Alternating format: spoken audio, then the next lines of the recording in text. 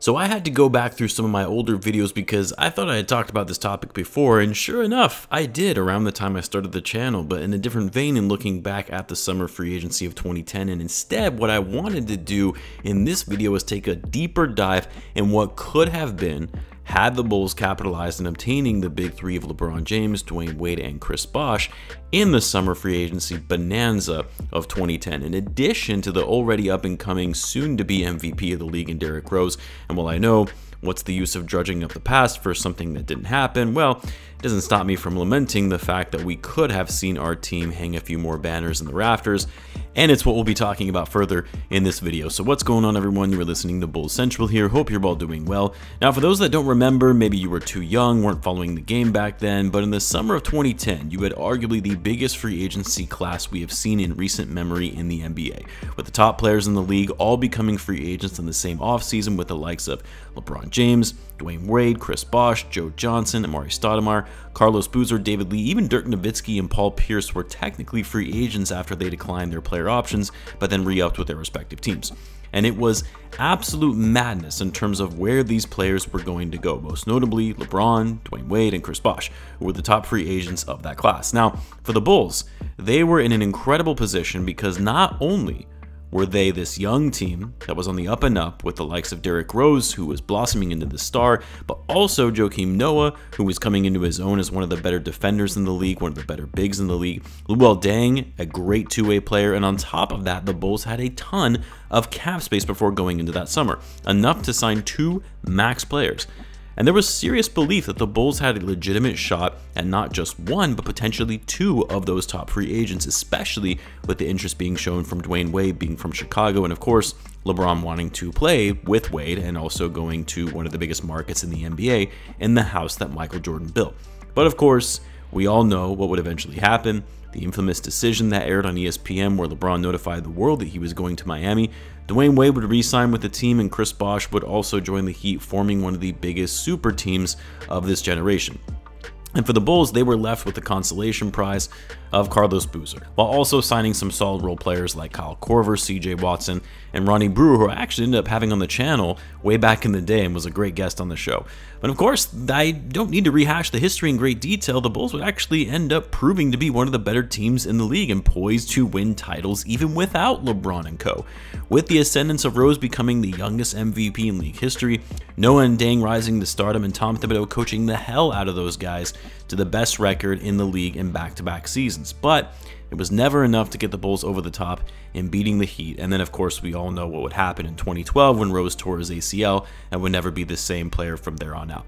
But the reason this topic has resurfaced is because one of our favorite Bulls podcasts, the Bulls Talk podcast, they were discussing the recent Hall of Fame inductees, including Dwayne Wade. And the topic of the Bulls almost getting the big three in 2010 came back up, where Casey Johnson revealed that the Bulls were really just a Luol Deng trade away from making it happen. Take a listen. It was thank you. It was legit close here. Trust me on this one. And I got called an idiot. You know, I get called an idiot often, mostly at home. But I got called an idiot a lot. That said, "Oh, they hatched the plan at the Olympics, and it was always going to be the Heat, and they were just playing the Bulls." No, that's not accurate. In fact, the Bulls tried. It's now well documented. If the Bulls have been able to trade Luol Deng to the Clippers, which they had talks about doing, that big three would have been in Chicago. Trust me on that one. Now, you guys know I love KC. I've had him on the channel as a guest multiple times, and what's great about KC is not only is he one of the most credible reporters in the business, but he's been doing it for such a long time and has all the history and background on this team and all the things that didn't go down. And while I think we always knew the Bulls did have a legit chance at landing these guys in 2010, they were one of the top teams to do so because of the cap space and the overall makeup of the team and the roster and the direction they were heading in, with their best players having not even entered their primes yet. But what was new information, to me anyway, because I had never heard KC or anyone else talk about this before, was that they were a Luol Deng trade away from making this happen. A Luol Deng trade away, which evidently was a trade that was positioned for the Clippers. But that's what kept the Bulls back from getting LeBron James, Dwayne Wade, and Chris Bosh.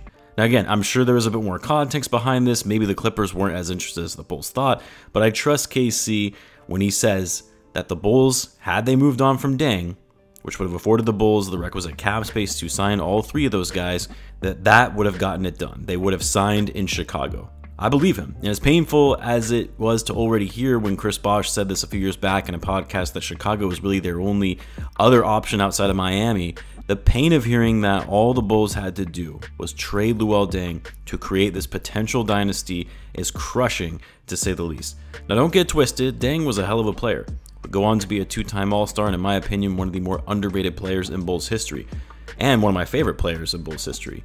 But this is LeBron, Wade, and Bosh we're talking about here, who at the time were top 10 players in the NBA, and you could argue LeBron and Wade were the top 2 players in the NBA at that time. Deng was great, but he was no superstar. Those were 3 superstars, and the Bulls blew it because they couldn't make a trade happen. Now, I don't know the specifics of the trade and what was offered. Apparently, it wasn't enough to entice the Bulls for a player, letting go a player like Deng, who was in his prime and a great two-way player. But typical GarPax, wanting to squeeze every little last bit out that they can get in every transaction rather than looking at the bigger picture at hand. Like if you have an opportunity to trade Deng to all but guarantee multiple championships with the big 3 along with Rose and Noah, I don't care what you have to do. Trade him for parts, consider a salary dump. You trade him and throw in your kidney, your house, whatever you have to do to get the deal done. That just absolutely blows my mind if it is in fact true that the Bulls whiffed on getting a chance at the big 3 because they didn't trade Luol Deng. Just baffling to me. Now, what would have happened had GarPax not been on next level incompetence and actually gotten Deng off their books to clear space to sign all 3 of these guys? What would have happened? Would the Bulls have run through the league? And while yes, there might have been some fit issues with Rose because he was a ball-dominant guard, a slasher that needed to run the open floor, which Wade was very similar in terms of his style of play. LeBron obviously likes to have the ball in his hands as well.